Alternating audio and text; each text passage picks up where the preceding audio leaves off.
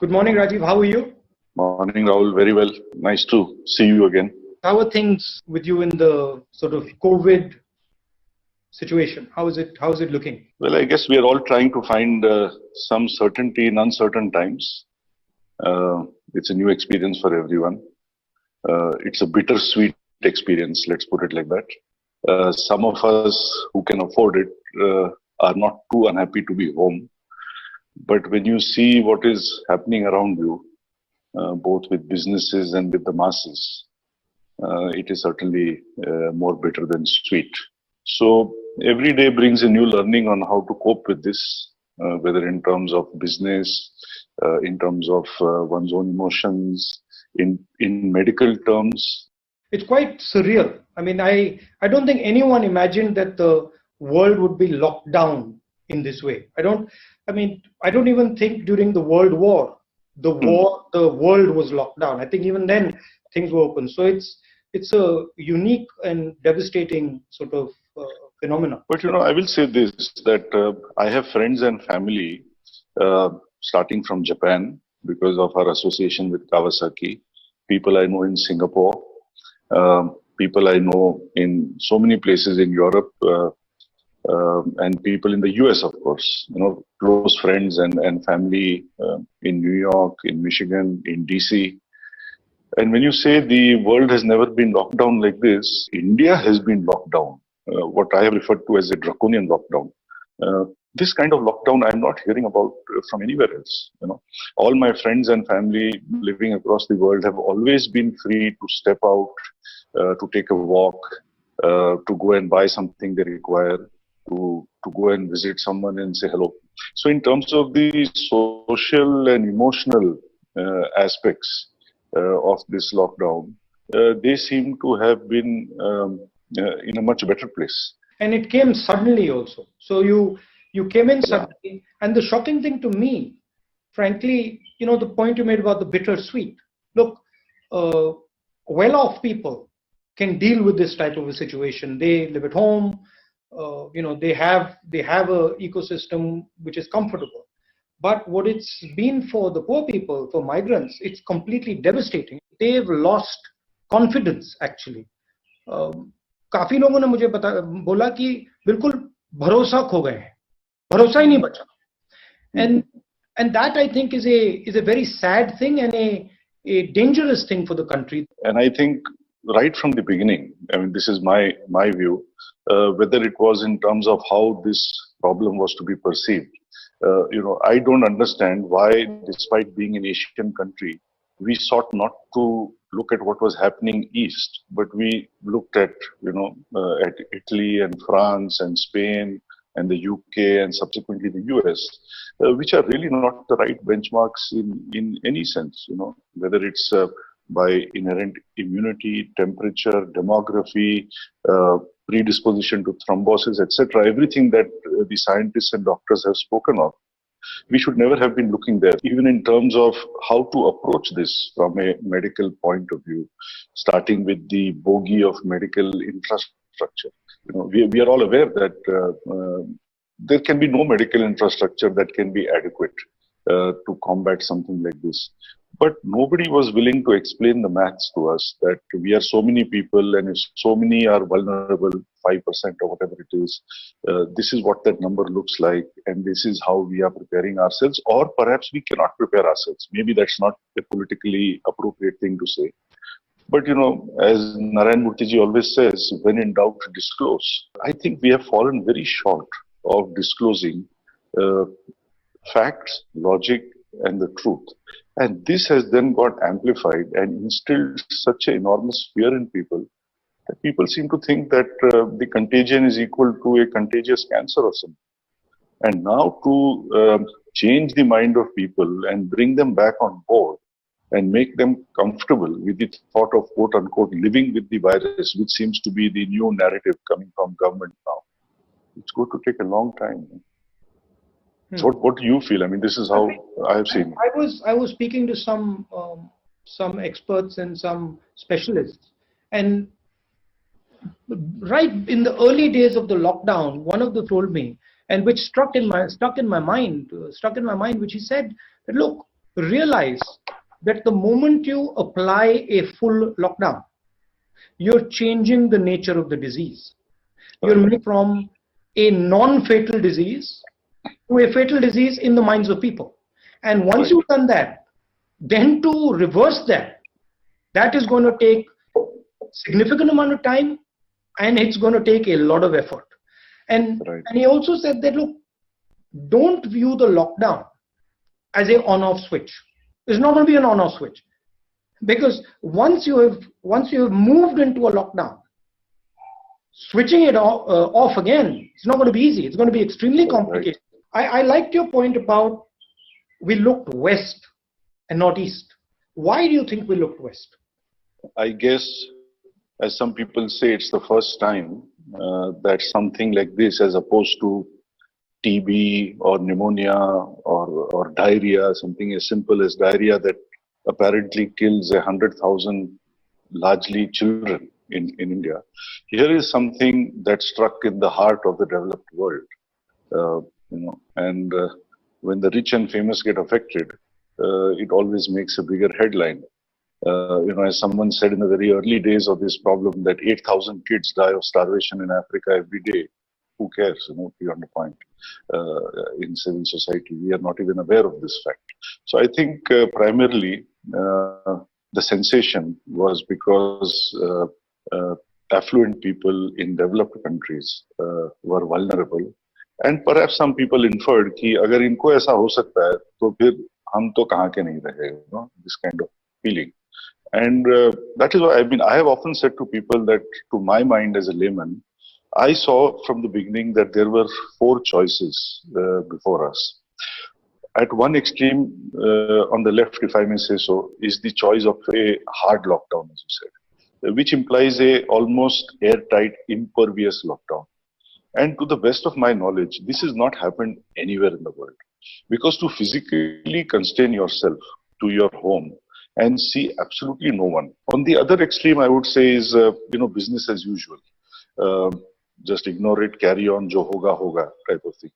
Nobody says this either. So everybody's trying to find a middle path, I think, between these two extremes.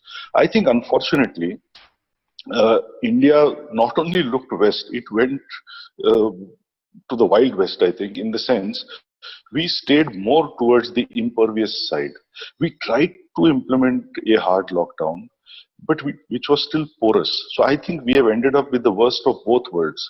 On the one hand, a porous virus makes sure that the porous lockdown makes sure that the virus will still exist. And as you said, it is still waiting to hit you when you unlock. So you have not solved that problem. But you have definitely decimated the economy. You flattened the wrong curve. It's not the infection curve, it's the GDP curve. This is what we have ended with, the worst of both worlds. In my view, what should have been done is something more right of center, which is the kind of stuff that we are hearing out of Japan and Sweden. And people, when they hear about this in terms of being articulated as herd immunity, tend to think that herd immunity means, let the vulnerable die. It doesn't mean that at all. They're missing the details that whether it's in terms of sanitization, masks, distancing, Sweden, Japan, etc. are following all these practices. But they are not trying to go further into the unproductive zone, as you said, and make something that is relatively benign and manageable appear to be fatal and beyond control. So I think, unfortunately, we have a quasi-hard lockdown, I would say, which has given us the worst of both worlds. And looking at our situation, it's completely different. We have migrants, we have daily wage labor, and for some reason we looked west. Interesting question to me is, why didn't we look internally for our own solution? Instead of looking to the west or even to the east, why didn't we say, okay, we're actually a confident country, let's look at ourselves and let's come out with an Indian solution, which is sort of what you do with your motorcycles. So why was that not the natural impulse? So if you were to kind of have the luxury of going back to middle of March, जब प्रधानमंत्री जी ने पहले वो जनता curfew announce किया, फिर उन्होंने the first lockdown announce किया, Yeah. If you could go back then, to your mind, how would you have crafted a different roadmap for the last 3 months? Look, hindsight is 2020. Okay, so it's much easier for me to now tell you how I would have crafted it. But what our discussion internally in the Congress party was at the time that the response has to be decentralized. The central government has to operate as a support system and as an enabler. There are certain things that the central government needs to do, air traffic, railways, etc., and that it does. But then it moves the battle to the district, moves the battle to the chief ministers, and allows them and enables them to fight. Now, if you look at what has happened after the lockdown, which, by the way, I've been calling a failed lockdown because it's the only lockdown in the world where the disease is actually increasing after we're opening up. Sure. What you're finding is you're going back to that anyway. The central government has backed off and has now said, okay, we are going to be forced to leave it to the states. So the correct response is actually happening organically. Because that's but now it is happening. But no, it's too late. To our perception as a common citizen, it is now happening as a passing of the buck, not as a passing of strategy. Well, that's fine. That might be the case, but the result is that India has had a 2-month pause button, and then India is now going back and reacting the way it should have reacted on day one, and now the country has taken over. Right? And then you can see different strategies coming out. You can see a strategy in Punjab, you can see a strategy in Chhattisgarh, you can see a strategy in Maharashtra. Some will do better than the others, but you've got a more bespoke response where your costs will suddenly drop. The ability to deal with the situation will improve. That's one aspect of it. The second aspect of it is, and I think this is absolutely fundamental. I saw what the Germans have done and what some of the Americans have done, what the Koreans are doing, what the Japanese have done. Massive injection of money to save the economy. And it doesn't matter. Look, I'm speaking to a big business guy. It doesn't matter. You don't view it like big business, small business, laborer, not laborer. You view it as our biggest resource is our economy. We have to, at all cost, protect our economy. Whoever has to be supported right now should be supported, period, the end. So that would be the second component of a strategy. Some people argue, support the small and medium businesses. Absolutely, 100%.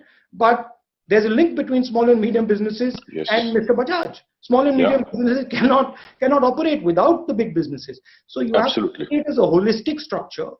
See, the central thing, in my view, and this is something that in my little experience I've learned, is in India, if you want to do something, be compassionate.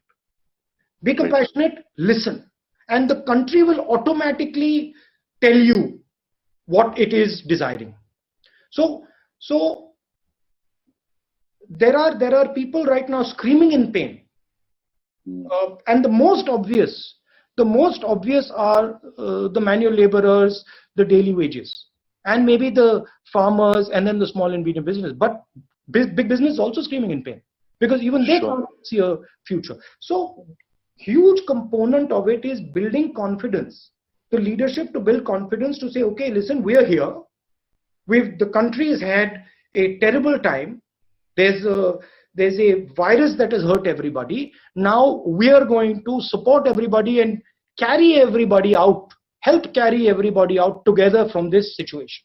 So there's an empathy that has to be built into it, where the Indian citizen, whether he is big business, medium business, laborer, farmer, says, "हाँ भाई, हो जाएगा, निकल जाएंगे, नैया पार हो जाएगी." That feeling has to come. And that's my main issue, is that when you have a top-down situation, that empathy is not there. And then you basically break the will of people to fight. So that would be my long answer to you. I don't know what you think about that. No, I mean, I agree with most parts of what you're saying. To put some color onto that, I was speaking with the Pune Police Commissioner, Dr. Venkatesham, who's a very fine man. And I said to him, Dr. Saab, my dissonance is that for the 50 years I have lived in Pune, and I'm particularly sensitive to the fact that India is the capital of the world when it comes to fatalities from road accidents. Whatever be the causes, but that's the net result. But मैंने आज तक ऐसा कभी नहीं देखा कि जब लोग 30, 40, 50% लोग बिना हेलमेट के राइडिंग करते हैं तो फिर पुलिस वाले क्या करते हैं 99.9% ऑफ द टाइम कुछ नहीं करते हैं ऑन दी अदर हैंड किसी ने अगर मास्क नहीं पहना या somebody steps out for a morning or evening walk, you are caning them, you are making them do exercises in the middle of the road to humiliate them. आपने उनके हाथ में बोर्ड लगा दिया कि मैं देशद्रोही हूँ, मैं गधा हूँ, etc. I mean, where is proportion in the way we are treating our own people? You talked of compassion. I'm giving you the example that I've seen with my own eyes over here. I've seen senior citizens being caned for simply stepping out to get some fresh air. We hear stories of people from Japan to the US getting $1,000 a person, not as a stimulus, as support. So we are not even talking stimulus here. We are just talking support, whether it is for big business, small business, and for individuals. I am not aware of how authentic these numbers are, but I am told in many places in the world, two-thirds of the what the government has handed out has gone to organizations and to people as direct benefits. Whereas in India, it's been only 10%. I mean, you would be better placed to comment on why this is so. Why have we not chosen to put more directly in the hands of people? Well, it's frankly been shocking to me and shocking to us in the Congress party, including ex-Prime Minister, Finance Minister, ex-Finance Minister and others. And I've been trying to figure this out myself. So a couple of days back, I sent a feeler to some of the government people. I said, I don't understand why you're not giving a stimulus. Because logically to me, it just makes absolute sense. And I said, look, forget the politics of it. Just give me the logic of it. Because I want to understand the logic. I don't understand the logic. And the response I got, it was a couple bullet points. Point number one, there is a huge opportunity for India with regards to China. Point number two, if we give a handout to our labor now, bigad jayenge, basically, they will get spoiled and they will not come back from their villages. Point number three, we might send the wrong message to the international community who we will need to invest in us. And point number four, later we might consider giving money to these laborers and small and medium businesses. Image is based on strength. Strength can never be based on image. But here, you're defending the image and you're destroying the strength. The strength, whoever is going to invest in India is going to invest not because of your image, they're going to invest because of what you are, what you have. And what you are and what you have is your economy. So the first logic has to be defend that economy. And if you defend that economy well, you will have an image and you will succeed in inviting whoever you want over here. But if you don't have an economy left, well, there's nothing. I strongly believe that a large country like India cannot save itself out of trouble. It has to sell itself out of trouble. We have to get demand going again. We have to provide something that lifts the mood of the people. We need some mood elevators out there. And I do not understand why there is no strong initiative, even if it is for a period of 6 months, 1 year, to strongly lift the mood of the people and provide a stimulus to demand. The economy slowed down before Corona. Of course. Unemployment was becoming a serious problem before Corona. And now Corona has sort of pushed it over the edge. How do you see India taking care of its unemployment problem? How do we think about it moving forward? Of course, you're a part of the puzzle. Small and medium industry is a much bigger part of the puzzle. How do you unleash this manufacturing, which I believe is absolutely critical. I mean, I'm not one of those people who thinks that India can be built without manufacturing. Right. So how do we start competing on the global stage? The other day, I was interviewing a potential senior candidate out of Brazil, because Bajaj is now looking at going to Brazil. And I asked him a question. I said, Honda is so dominant in Brazil. The other Japanese have not been able to dislodge Honda. Why do you think Bajaj has a chance? And he said something very simple, but often the truth resides in simple things. He says, in Bajaj, I see a combination of European design, Japanese quality, and Indian prices. And I think this is a magic formula for so many Indian companies. It doesn't matter whether you're making a mixer grinder or a motorcycle or whatever it is. I think the world can be your oyster if you look at it from this lens. So I think demand generation starts with wanting to play at a global platform.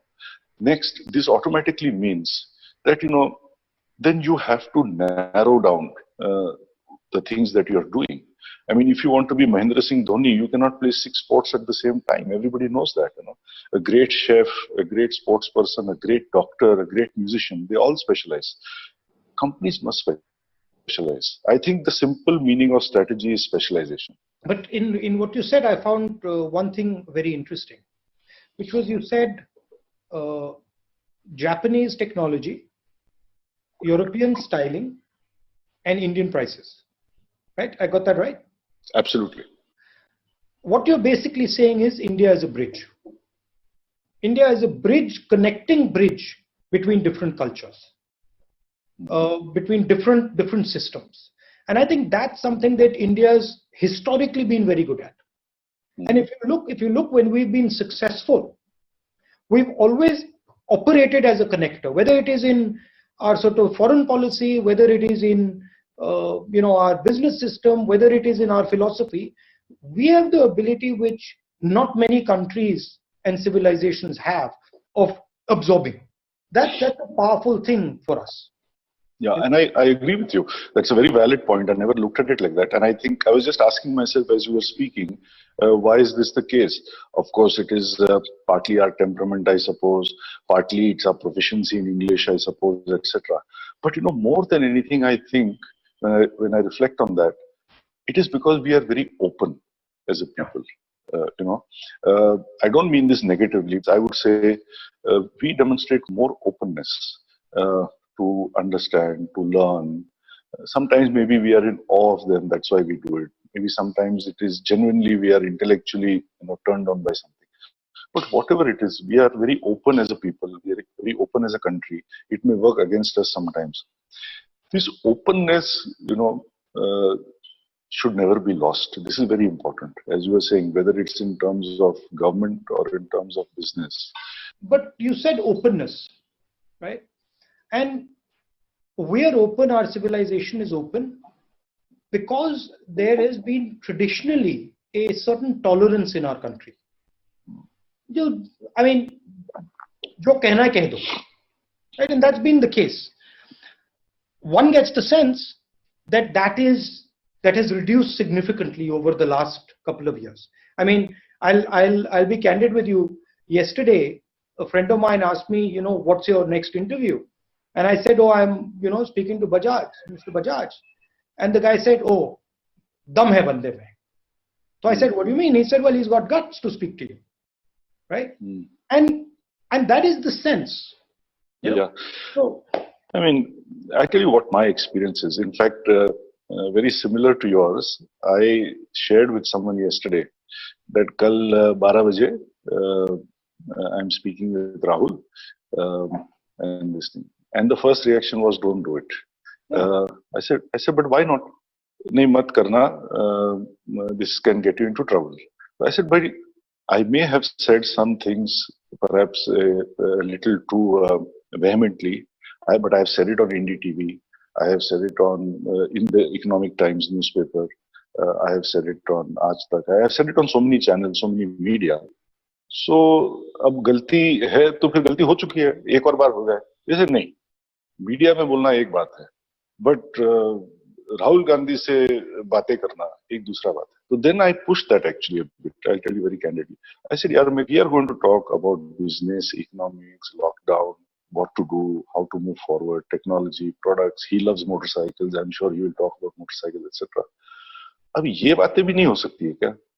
So that person maintained that why take a risk? Do you think this sort of mahal that you spoke about of fear damages business in any way?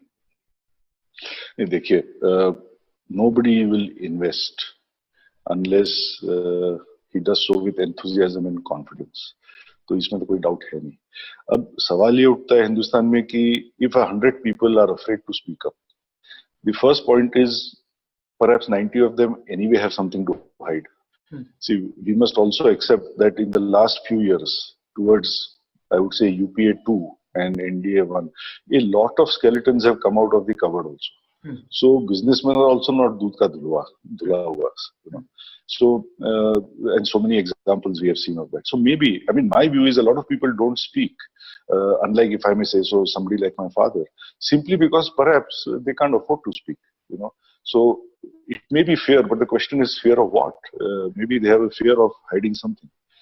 Second, I would say there are people, and I think I think highly of such people who do not want to speak, you know, who simply do not want to, because they cannot deal with the backlash that comes their way. You know, and I think a little bit I fall into that category. I mean, there's a reason I'm not on any social media. And without naming a couple of channels, I will say to you that even yesterday, I had an invite from the most prominent channel that is very pro-government, if I may say so. And I refuse to be on such channels because, you know, the kind of stuff one hears on social media or the way one sees things conducted in panels on such channels, this is deeply distressing to anybody who is remotely sensitive. You know, so I think, yes, in terms of being tolerant, in terms of being sensitive, I think India needs to mend a couple of things. Final question. Now we're in the process of opening up. How do you think about your supply chain as we open up? When does your supply chain actually start to function at a reasonable level? What Rahul, opening up do we require? See, I am not seeing that smooth, concerted, rhythmic movement towards unlocking. Yes, I understand based on what I have heard yesterday also that we are moving in that direction. But I think a kind of aligned approach that is required. One person will say one thing. I don't know whether that is to be the chief minister of the state or the DM or whoever it is supposed to be. And everybody in an aligned way must go forward. This is not happening.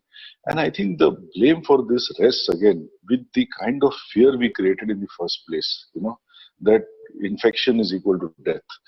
And today, as infections rise, people are still carrying this thing. So I'm sorry, I'm not answering your question directly, but I am really distressed because it is a Herculean task to open up. I think the first problem is to get this fear out of the minds of the people. There has to be a very clear, aligned narrative, I would say, from the Prime Minister, because, you know, right or wrong, when he says something, people seem to follow. I think he needs to stand up and say to everyone that this is how we are going to move forward. It's all under control. Do not fear infections. Almost nobody is dying, you know, and we have to move forward now. Okay. Well, thank you. Thank you very much, Rajiv. Lovely. Thank you so much time. So much time you spent with me. Thank you very much. Really appreciate it.